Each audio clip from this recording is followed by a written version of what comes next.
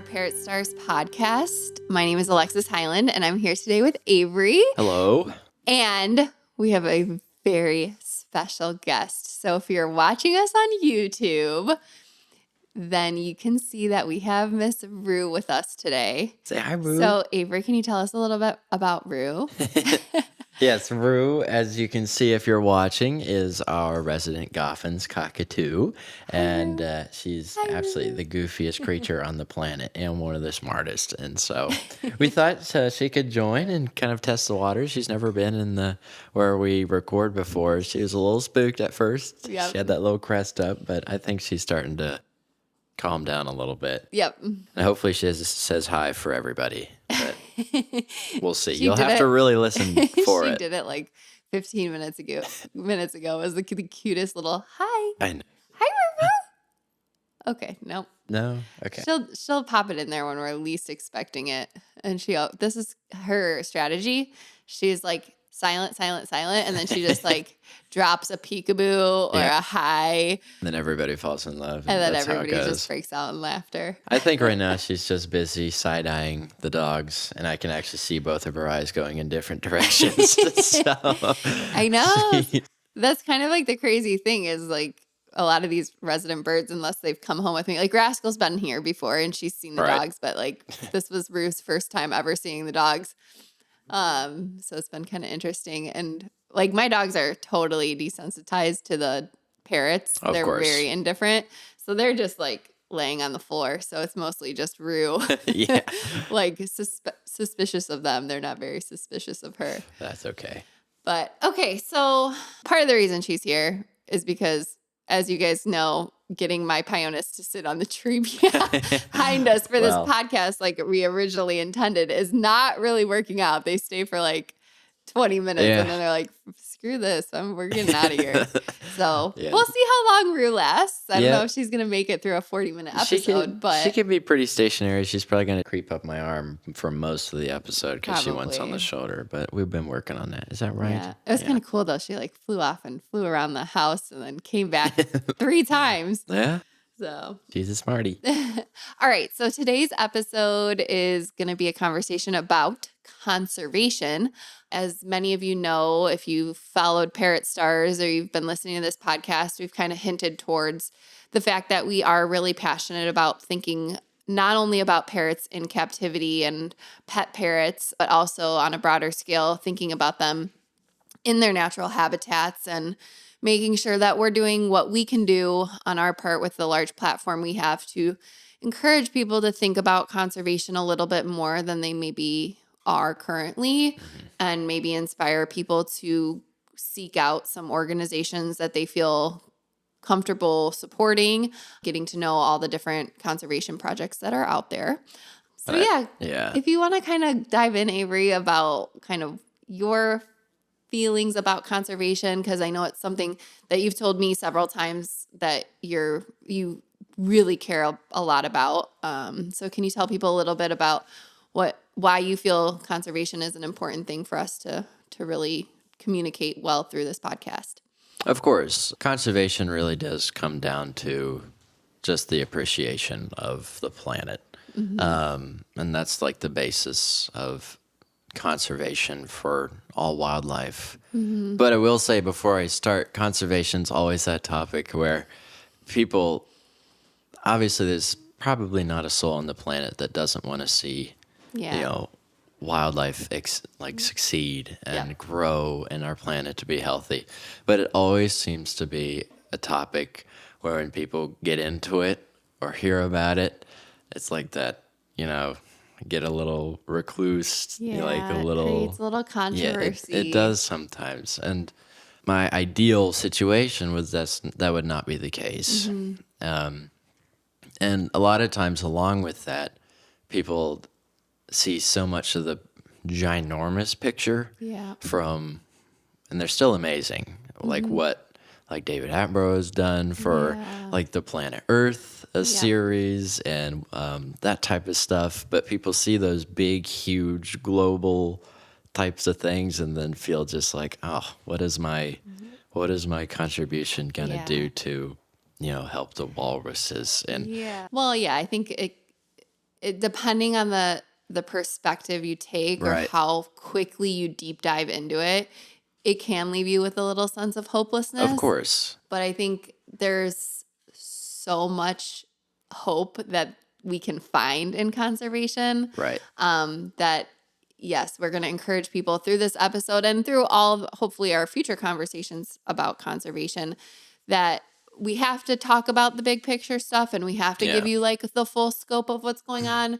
But we're also going to try to provide you guys with some like real, like concrete examples of conservation that has worked and like that is making an impact.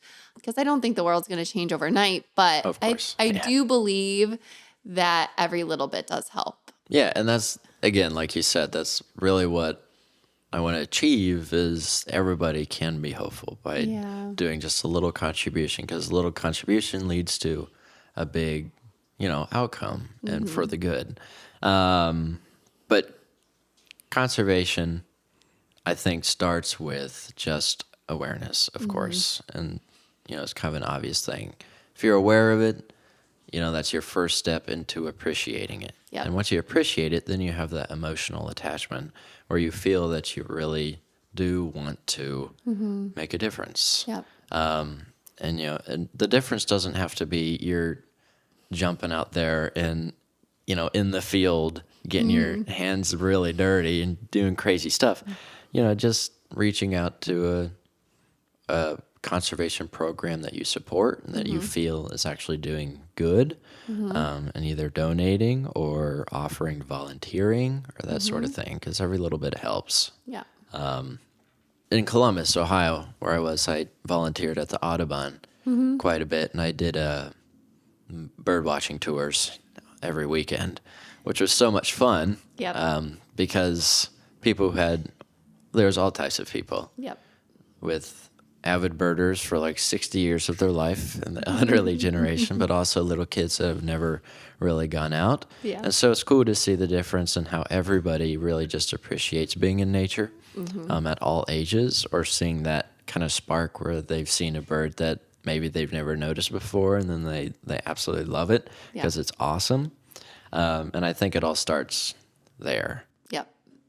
I think what you just described is 100% a form of conservation, because it is inspiring people to care and to think about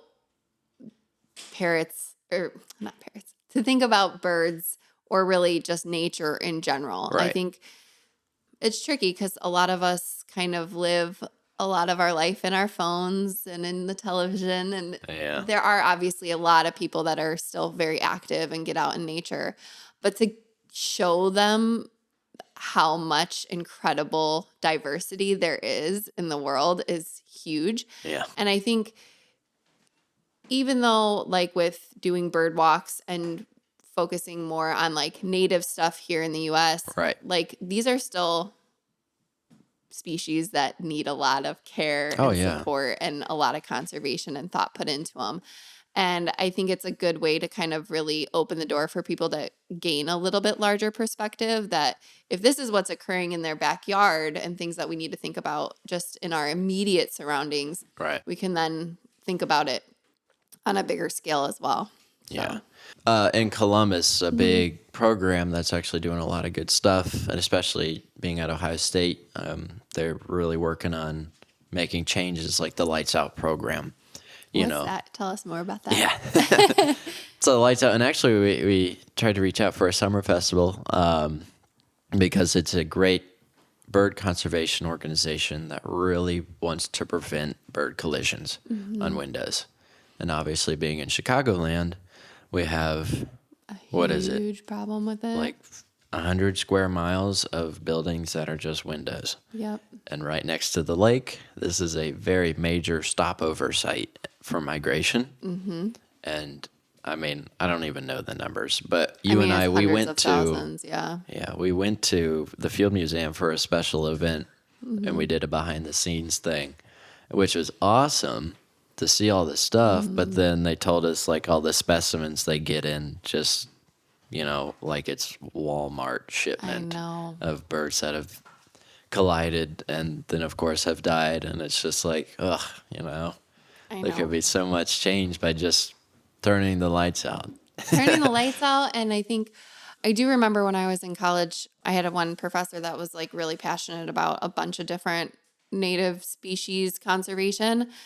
And there was a huge initiative, and I don't know it off the top of my head because it's been a long time, but there was a huge initiative of people trying to get into the developmental aspect of construction in Chicago, where they're actually trying to really encourage the people that are making the decisions with the type of glass and the type Oh, of yeah. windows that they're using, because there are materials out there that prevent the really intense reflection so it doesn't deceive the bird as it's flying. Right. So I think, again, that's just another element of it's not going to be an overnight change. It's not going to be something that we're going to convince all of know. Chicago to change in one day or encourage all of Columbus to turn every single light out every single day. Of course. But every single step that's taken is going to save a couple of lives. I mean, Exactly. it does add up over That's time. that's what it's all about. And is- that, like, so for people that are like getting into conservation, or they feel a little overwhelmed by the idea of like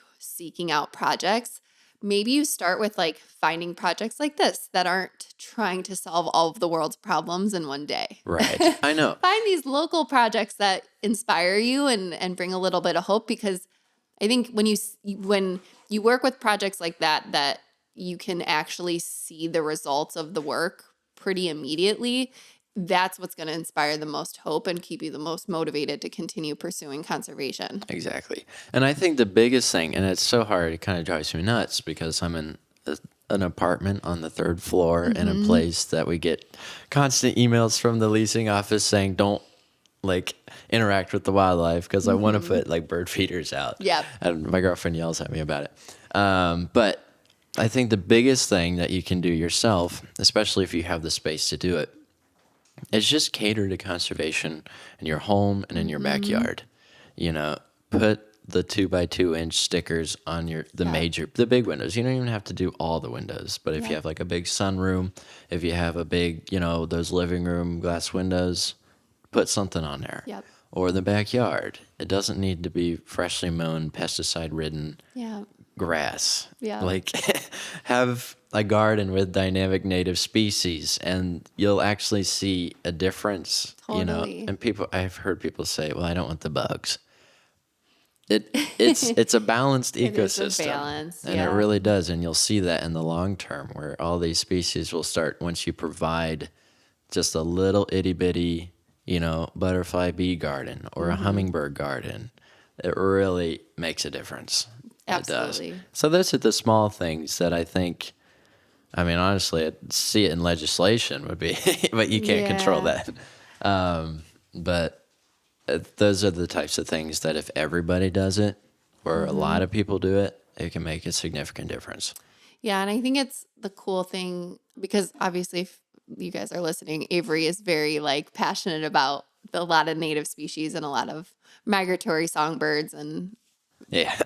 a lot of Yeah. species that you can see in the wild here in Chicagoland. I think it's all connected because so many of the species that avid birders, and even if you're not a birder, but you just appreciate if there's like a cardinal in your backyard, yeah. or you love in spring when the robins show back up. These are a lot of species that are migrating to the same parts of the world that parrots are coming from.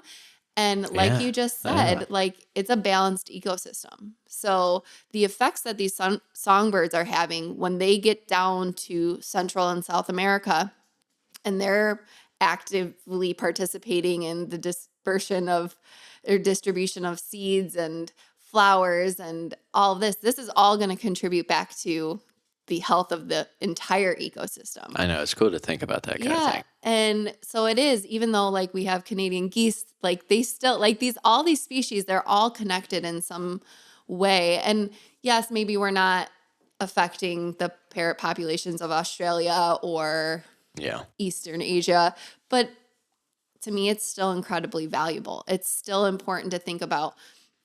Yes, you maybe if you don't have the ability to get down into Central and South America and do hands-on parrot conservation, if that's really what you're passionate about, you making small changes in your day-to-day life can have like a really big impact. And maybe you aren't going to see it in your lifetime, but it's going to make a positive change. Yeah, and that's totally true. And I think since we're on conservation, it would be like obligated to talk about what is so controversial Yeah. is zoos. Mm-hmm.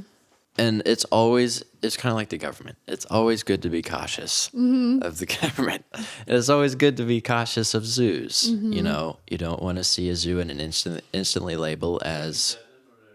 Yeah, you can cut that out. Probably. I don't want to. I should probably. It's all going. This conversation is leading to the government's controlling the birds. The birds are spying on you. Yes, the birds aren't real. That was a big movement when I was in high school. I know. The birds aren't real. Birds aren't real. Yeah, is that right? Anyways, zoos though. You know, it's easy to label zoos if you have a certain mindset as, you know, organizations that are negative organizations, but also there's people that just freely say, well, we need zoos because blah, blah, blah. Obviously, it's good to question all the time, but I really do think zoos, and this is where you can actually, what a lot of people can get involved with, because in big cities, you know, there's always a zoo in a big city. But zoos are starting to move towards, in this generation, to really focus on conservation aspects for the species. And the majority of the animals in the zoos, based off my experience, I don't have much data, you can debunk it, but the majority of animals are, of course, either bred there, Yep. and so they wouldn't be able to survive, but are also in rehabilitation or can't because of medical injury, physical, mental, whatever. You know, so these are kind of havens, education havens for people to be aware, like what it all coming back together, and education. But it's really, zoos take in so many volunteers. Yeah. And, you know, even if it's just the ice cream cart, you're still a part of an organization that's hopefully doing really good for species. And a lot of parrots can be found in zoos. Yep. And they have great programs that are really helping them in the wild. For sure. And I think it's an important thing for you to bring up because obviously, like in all aspects of everything we're going to talk about in this podcast, there's really quality organizations and then ones where maybe the ethics aren't 100% aligned with what we would feel is like the best way to have an animal in captivity. So that's where we would like encourage listeners that if you were unsure whether or not your zoo was like a quality organization, really centered in conservation, educating the public about how incredible these species are, you can easily research the zoo, check and see if it's accredited. So obviously, and again, I think we're both very fortunate. We both grew up in an area like we have great zoos by us. Yeah. But obviously in maybe more rural parts of the country, like different zoos have different accreditations. So you can always kind of go behind the scenes, really research the website and make sure that people or that the zoo is doing things the way that they're supposed to and with integrity. But I think too, again, we're a little spoiled because we get to work at Parrot Stars, where we see all of these really incredible species up close and personal. And even up until I was like in the later part of my high school career, like I had been around the parrot world and I'd seen a lot of species, but I had only ever seen a hyacinth one time. And it wasn't even in the zoo, but I'd only ever seen a hyacinth one time. Most of the species I really saw were some of the more common, like Amazon macaw, cockatiel, green cheek, parrotlet, that kind of stuff. And so for a lot of people, zoos are going to be the opportunity for people to get inspired, to actually see the animal up close. So again, I think it's complex, but I would say that I agree that it's an opportunity for people to really get inspired and understand that it is a complex situation, but at the very least, most of the time, it's going to be a great learning opportunity. That's true. To really open your eyes to what's out there. I mean, there's so much diversity on the planet. And it's insane. When you see it so concentrated in a zoo, you can't walk away from a zoo experience and not be like totally mind blown, like how incredible the planet is. It's easy to forget when you're in a place like Chicago, where it's just, anyways, I won't get into it, but and the thing about, yeah, exactly. Zoos. And when I was at Ohio State, I took a lot of really cool zoo opportunity type things. It was like behind the scenes. I worked with the keepers and that sort of stuff. But those types of programs are open to the public too. Yeah. Where they will take you behind the scenes in like a special event, and they'll show you, what the keepers actually do day to day. And it's really cool because there's not a single person that works at a zoo that doesn't love those animals or would die for those animals, especially the ones they work with, for the majority of their time working there. And so these are very passionate people that do amazing work with, the animals that are insanely awesome. Like your huge elephants all the way down to your little itty bitty like poison dart frogs. I know. It's Yeah. So get involved in those programs because it can really open your eyes and appreciate what people are doing in these organizations, but also a gateway for you to get involved. Yeah, and I think the cool thing about the world we live in now is that it'll give you an opportunity to see if that's the part of conservation that you want to align yourself with, because it's just one element. I mean, I think for us in the US, it's probably the most tangible element of conservation, unless you realistically have an opportunity to travel, especially like if we're going to talk about parrots in general. I mean, we don't have any native parrots really, not in like our part of North America, but even technically a lot of the ones that are flying wild, quote unquote, in Texas, California, Florida, really aren't native to those areas. They've just learned how to survive in those areas. Right. So I think it is an opportunity for you to have the most like physical, up close and personal opportunity to get involved. But just like also watching a lot of the like nature documentaries can be really inspirational. There's some really awesome ones out there. Even if it's not your BBC Planet Earth major, productions, even just your little like 20-minute long one person made documentary on YouTube. It really is, is really cool to watch. It is. And I think for me, that was really probably what sparked and pushed me to stay so invested in animals, because I always had it in me, but I was like one of those kids that like animal, and I think you were too. I think you've mentioned it on this podcast that like Animal Planet and like anything animal content related was what we like surrounded ourselves with when we were little.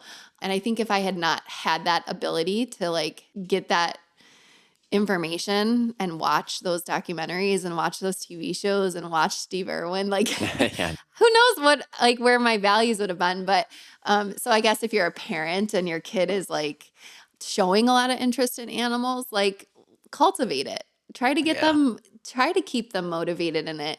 Because I think, I mean, I can't speak for all humans, but I would say in my experience working with kids, and I think you'd agree because we try to do a lot of stuff with the community. Of course. Like, I think most children do have a huge love for animals. Like, it's incredibly rare that kids, maybe they have favorites or there's certain animals that make them nervous or whatever.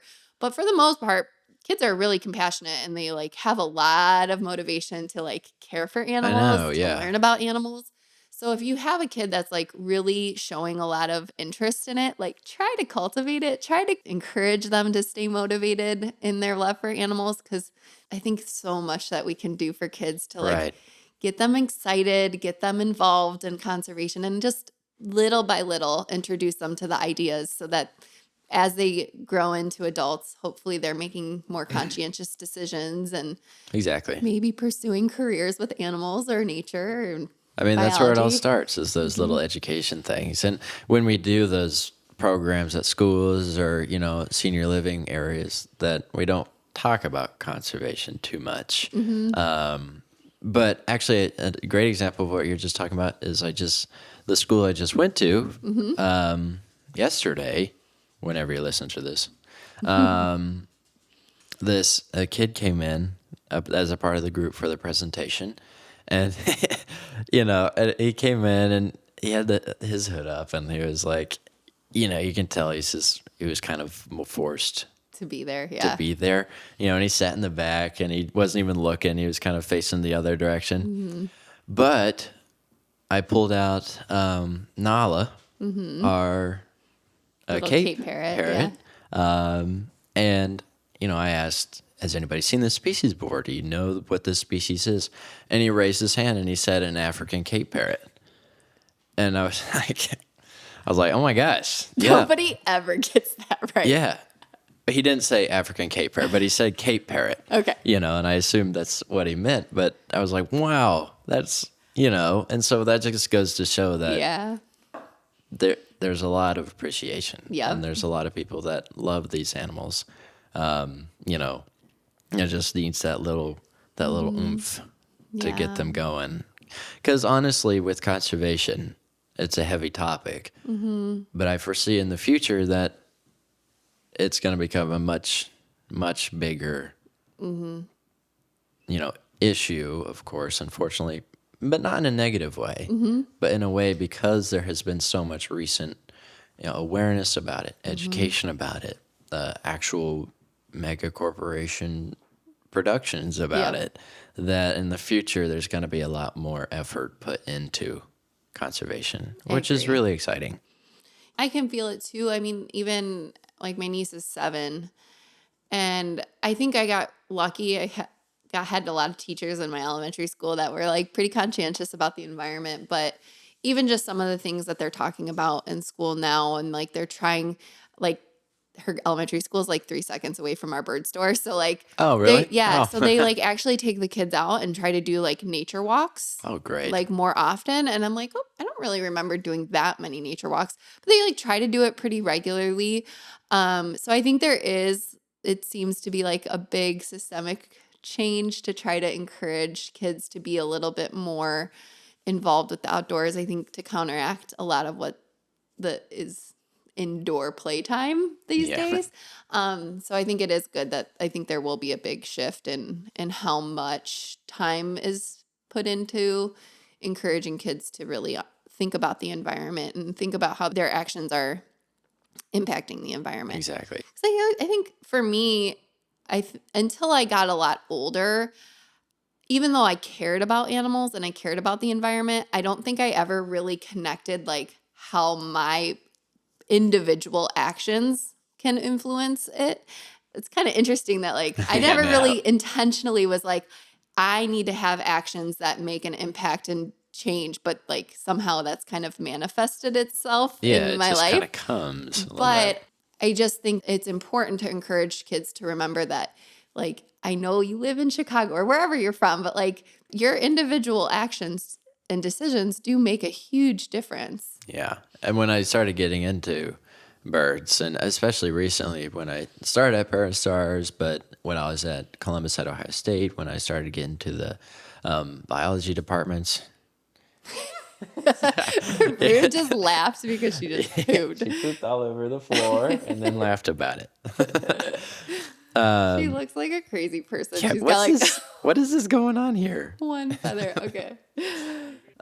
Yes. So when I was getting into all this bird stuff, and especially when I had the opportunity to teach the Ohio Birds course at Ohio State, and then my parents started to ask questions, and now, it's not even the younger generation, the older generation. My mom puts out bird feeders all over. She actually puts out different types of seed, so she can cater to not just cardinals or robins that bully all the other. And so that's just really cool because that really does create a difference on a very small, but it leads to bigger things. Yeah, like in our friend group, my friends are like the most supportive people, and so it's not like they look at my job and they're like, "What the heck do you do for a living?" But it is crazy because when I started this job, their knowledge base around parrots was like so small. Like, I know. They maybe saw some parakeets in PetSmart and they maybe could call a macaw accurately. But like outside of that, and now like when we have hangouts, they're like correctly naming off these species Yeah. and they're like invested in what's going on. And like they show up at the summer festival and they're teaching their kids that are like little tiny babies about conservation. So it is kind of cool, like this little web of like inspiration that we've I know. created for just because like I myself as an individual, I've cared about parrots and now I can like feel it now a little bit more that we're a couple years into it that like, well, these people that are like close in my life who knew nothing Yeah. about parrots, Now they're actually like yeah. speaking about them in a really like educated way. Yeah. And that's always been fun for me is like I always feel like they're watching and they know the species a little bit more and they understand more about like what it means to have them as pets in the house. So it's just been kind of cool. So I think obviously we're going to encourage to always do a lot of education with the kids, but it is Even though we don't focus on them, they're still picking up on like the teachers that in the class or the aides that were in there that aren't students that are, a little older. They're just as giddy about it as the kids, which, they all stayed after all the kids had to go back to class and they were asking to hold the birds yeah. and, take pictures with them. And so that's just, like what you said, it's rewarding. Yeah, it for sure is. And I think the cool thing, so another school that we do it every spring. It's another little elementary school down the street from the store. We get to go as part of the career day. So it's like an actual element of like career development. Because sometimes like when we do the school visits, it's centered in biology and stuff. But I think it's really cool that this elementary school is so adamant that they want incredibly diverse jobs represented at this career day for the elementary school because like they want kids to understand like they can work with animals and that there is a lot of work to be done caring about the environment and caring about all the species that are on the planet, Oh, yeah. not just necessarily the cats or dogs that they see on a day-to-day basis. Yeah. It's bigger than that. So and I think that's made a huge difference. And I think it's cool about finally getting into Parrot Stars, like conservation and what we try to do. What we have a great opportunity is that because we have so many species of amazing parrots, and I don't know how other parrot stores are, but we have a lot of resident birds of very diverse species, all the way from rue to rascal to scarlet to our black palm to our Lorikeet, blue Mina. eclectus, all those awesome birds that we are able to do these types of programs because I don't think a lot of bird stores are able to do that simply because they don't Have the same have the resident birds that live there and you are comfortable doing that kind of thing. So I think that's what's really cool about sort of the local education conservation aspect that we're capable of. Especially now that the store is established, why I'm really trying to continue. I mean, we're so busy. Let's be real. We're super busy. So we're trying really hard to like little by little make time for bigger stuff. But something that I just observed in working with a lot of bird owners is not all, but there is a number of bird owners, parrot owners, that if you ask them what country or continent their parrot is native to, they can't identify it. Yeah. And sometimes like I just said it, but like they don't even know what continent. They don't even know the part of the world that the bird is from. Yeah, not even just like country or forest. Yes. It's like the actual.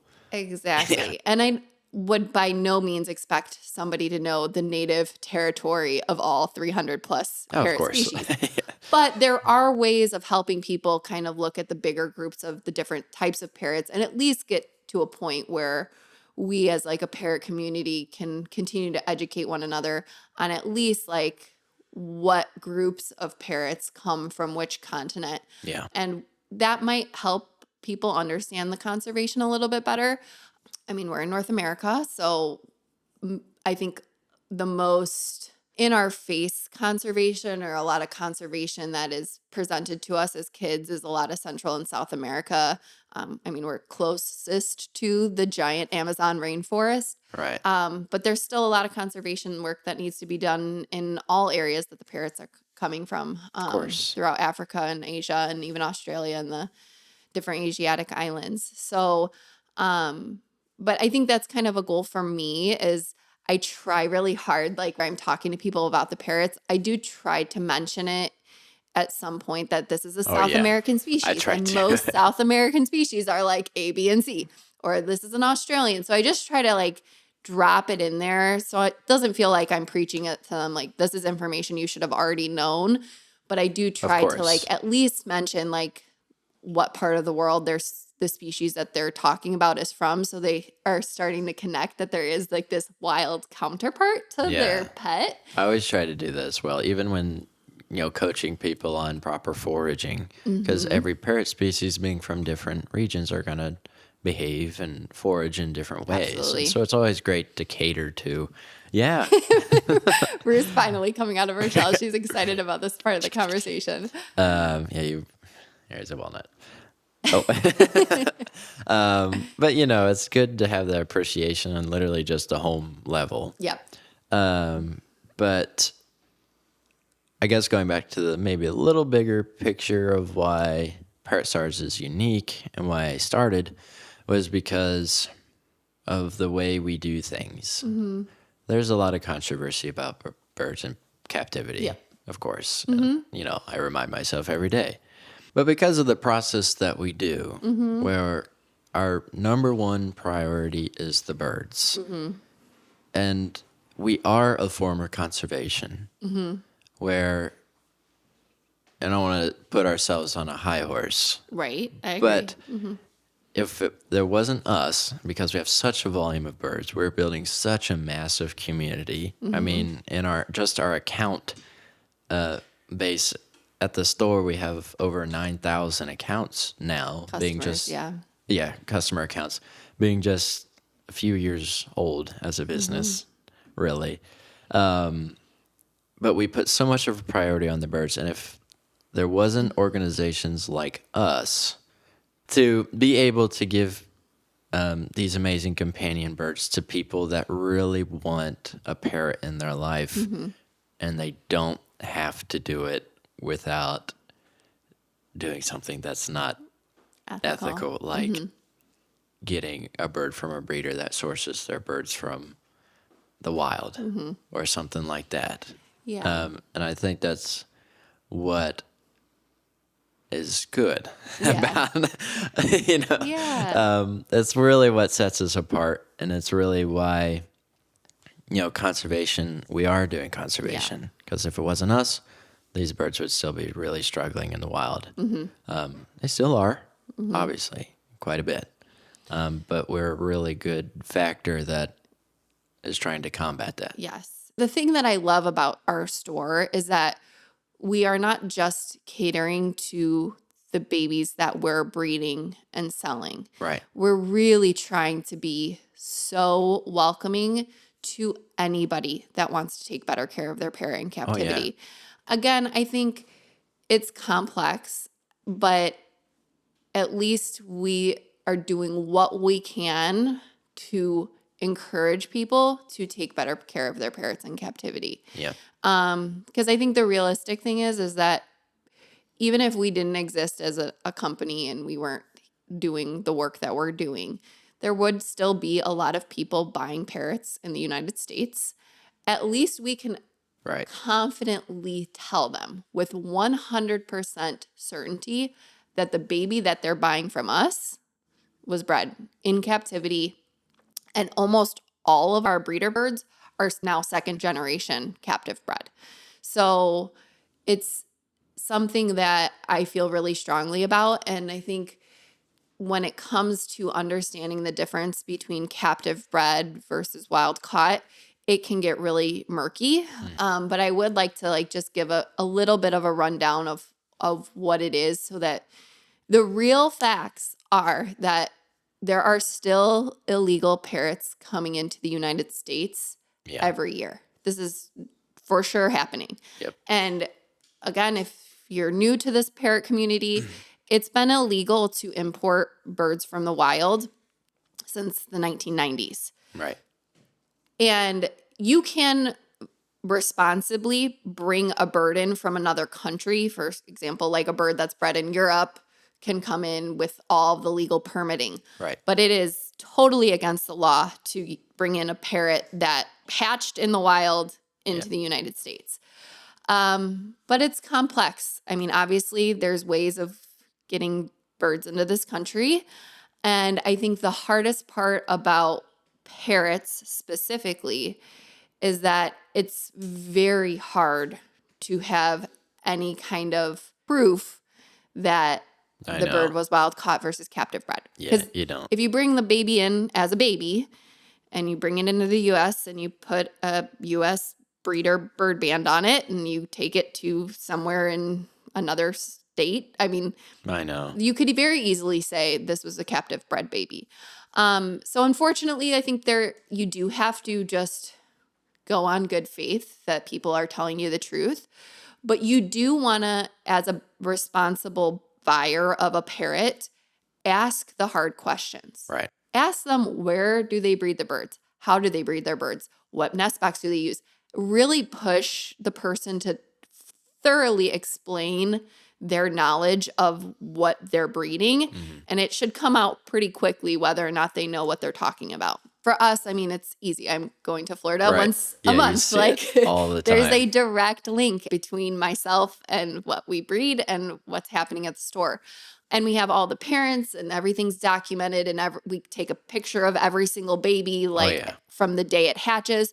So there's all of this like picture and written and documented proof of the paper trail of every single bird that we're doing, plus the banding and all this stuff. But I was personally naive to the situation of how many parrots were coming in illegally. Yeah. I think maybe when I was younger, I kind of knew about it to some degree. Like obviously if there's all illegal stuff coming in all the time, but I don't think I realized like the volume of it. I know.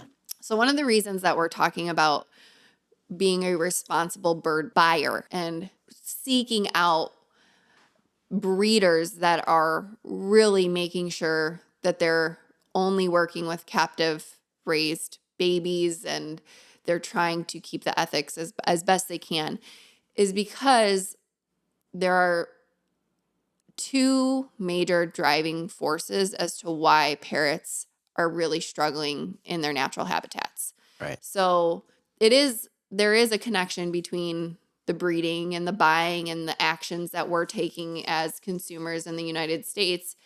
It is having a direct impact on what's happening in the natural habitats. Right. So like if we take just Central and South America as the example, obviously a massive driving force in what's decreasing numbers over time for each species is loss of habitat.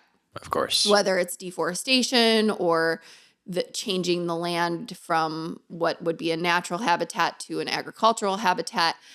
Obviously it's not our position to say what's right or wrong for those countries and those decisions that they're making, but we can prove, and there is research to show that the change of habitat over time or the loss of habitat over time is a direct, there is a direct association between baby production and survivability and the habitat. Of course.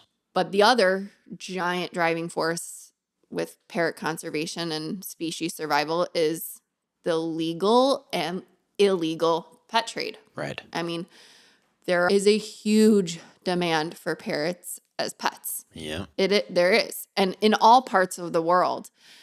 And again, it's controversial. We're not going to sugarcoat that. I mean, everybody's going to have their different position and their stance. And I'm glad you mentioned both legal and illegal. Obviously illegal, because that is a big, not to cut you off, but that is we're aware of everything for these animals. Yeah. If there is a demand within the United States for cheaper, illegal, wild-caught parrots, there's still going to be people going out, poaching them, bringing them into the country, and selling them illegally. So our goal with this conversation and our goal with Parrot Stars is to show people this is something that's happening. We know that it's happening. And it's our job as a parrot community in the United States to realize that our actions and our decisions are not separate from what's happening in the wild. And I think that's where it can get hard sometimes, because and even myself, I'm not just saying people, it's just even myself, you get a little bit of a tunnel vision, because you're like, I'm all the way in Chicago. I'm working with only captive bred babies, but like there are still decisions and things that I can do that are going to have a direct impact on babies in other parts of the world. Exactly. So I did get to see it like very up close and personal. Like I got to go to Nicaragua. I've been to Costa Rica and to Nicaragua. Yes. For Nicaragua, it was really intentionally a conservation trip where I got to see actual parrot conservation. But so I just want people to really remember that there is a link between these two worlds. Of course. That captivity in the United States still has a lot to do with conservation in the wild. Yeah, and I think that's what I was trying to say, and this is by no means like buy from Parrot Stars. Yes, I know. But it comes down to, because our main priority is the birds. Of course, we're a business, and we want to survive for the birds. But if you are looking to get a parrot, and we've shipped to California and Maine, and we've even shipped to Hawaii sometimes under very special circumstances. Reach out to us, because our main goal is to help these species. And if you have to have a parrot in your life, then we want to be the ones that are well known enough in the entirety of the country where you can come to us, because we do have such strong values of protecting these animals. And I think conservation-wise, in a personal opinion, never forget. And like you said, it's easy you're in Chicago, thousands of miles away from where these unfortunate things are happening to birds in the wild.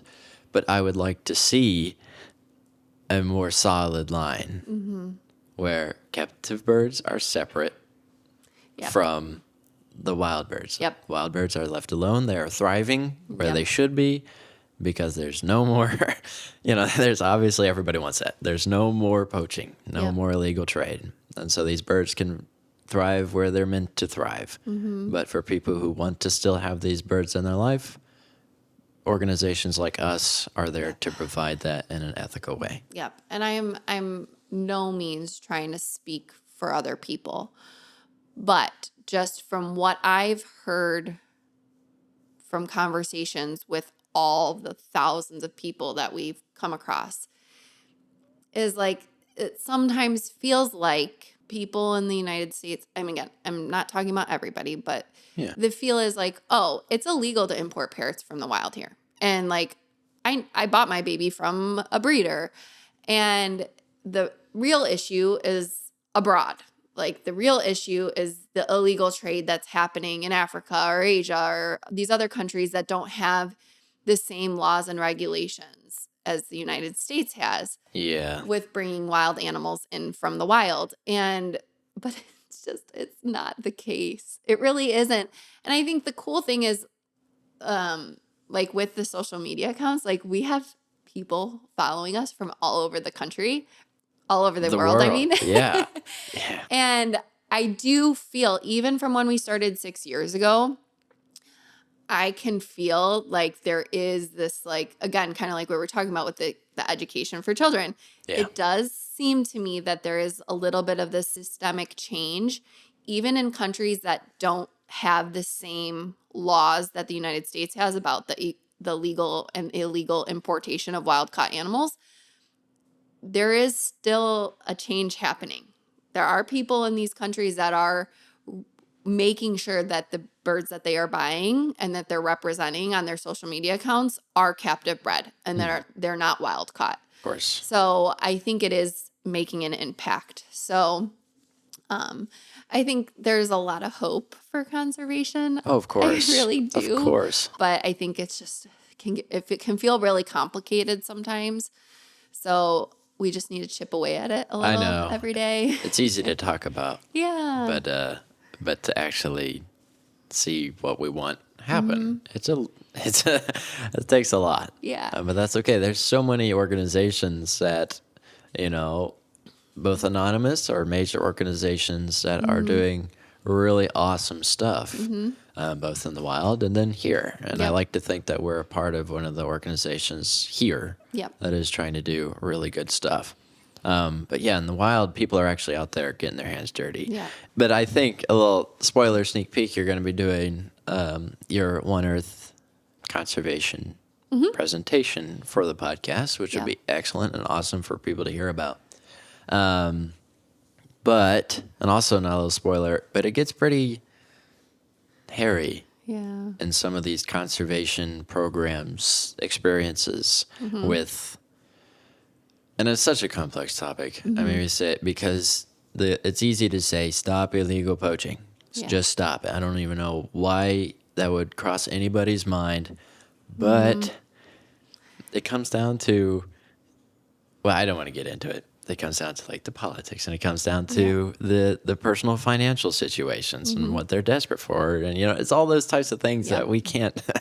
That like literally, It does get hairy. Yeah, even if you're an empathetic person, and it's just to put yourself in the shoes of somebody that is doing those actions. I mean, you can't. You don't know. You did not grow up the same I know, way. you can't. The values are different. The culture is different. There's course. so much, and it is incredibly, incredibly complex. But I think the best thing you can do as like a listener or a lover of parrots or somebody that wants to engage with conservation is just to get on this wonderful resource of the internet Yeah, there you go. and read about the conservation organization. Yes. Investigate it. Really deep dive into the website. See where their values lie. What are their long-term goals? What are their immediate goals? Contact them. Yes, exactly. Reach out to them. Ask them questions. See where the money is allocated so that, I mean, obviously we want people to donate money. Like if you have money and you can donate it to conservation, it makes a huge difference. I'm going to talk about that in my conservation talk. Yes. But obviously you work hard for your money. Yeah. Everyone does. So if you are in a position where you have the ability to donate and you want to donate money, you are more than welcome to like ask the hard questions of the non-for-profit. Where does the money go? Where is my dollar being used? And that information, if it's a good quality organization, should be totally available to you. Yeah. Again, just because you're here in the US or you can't travel abroad or you can't get out in the field and do the research with conservation. Like there are so many ways that you can participate in conservation. And obviously like, Ruru, where are you going? Oh no, spooky dog. She's like Spooky big Willow. pit bull entered the room. It's okay. She's the nicest dog. What's it? Ruru. So yeah, I think there's a lot of opportunities for people to get involved. Right. And I know you and I are both working on trying to like diversify a little bit the different conservation organizations that we're going to try to support in 2025. So Yeah. I think obviously we try to raise a lot of money for our summer festival for conservation. So it's early enough. So stay tuned. We'll hopefully have some organizations picked out. So if you guys don't want to do the legwork, let Avery and I do it for you. We'll try to have a couple picked out for you guys that we feel are really quality organizations that you guys can contribute to. Did everybody hear that? I hope we heard that. We got that right. That was Rue saying hi. So we shut up and stop talking and start paying attention to her. She's like, okay, hi and bye. Conversation's over. Hi, good girl. I would say hi to the camera. Rue. Hi, Roo. Hi, Rue. Can you say peekaboo? Peekaboo. Peekaboo. Okay, so if Okay, anybody well, wants to know what Avery and I look like for 8 hours out of the workday, it's just it's saying things to birds and having them dead eye stared back at us like we're crazy. Hi, Ruru. Peekaboo. Peekaboo. Okay.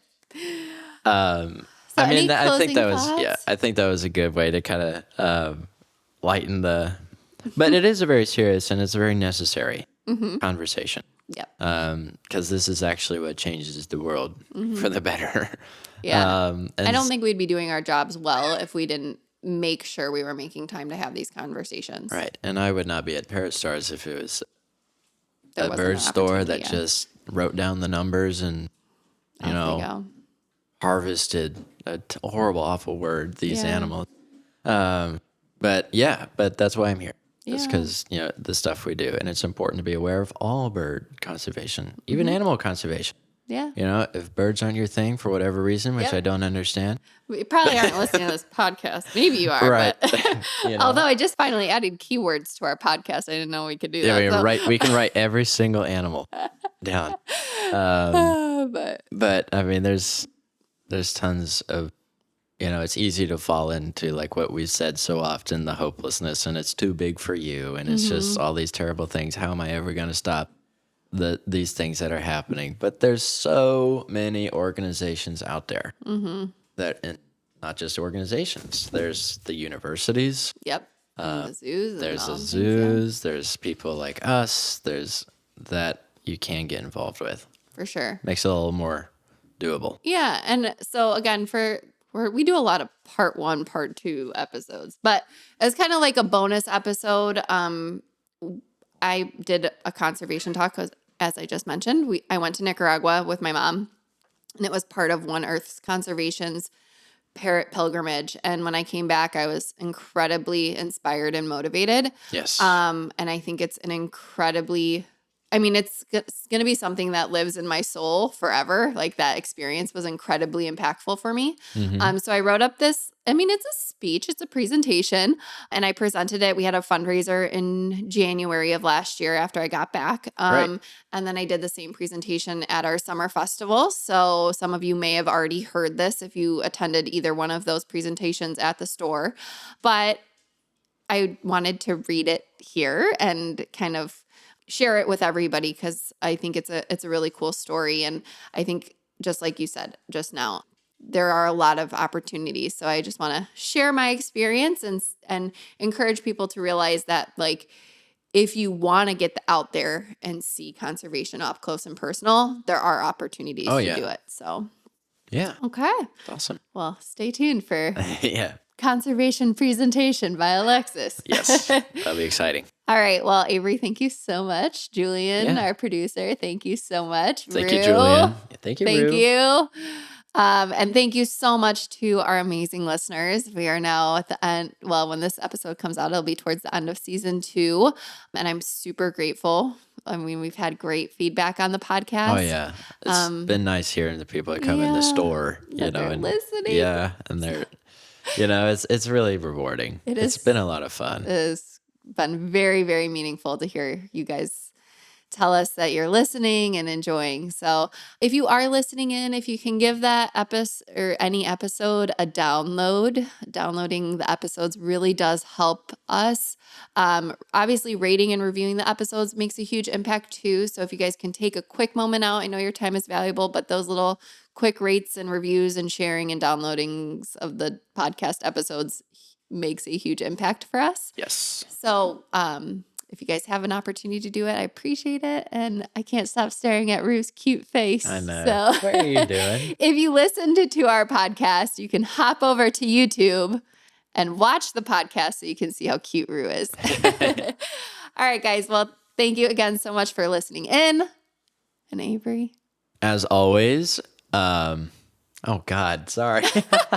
He's emotional. I'm just kidding. He's never had to say it while staring into Rue's little eyes. Always be kind to your parrot, and it will always be kind to you. Yes. All right. Thank you, everyone.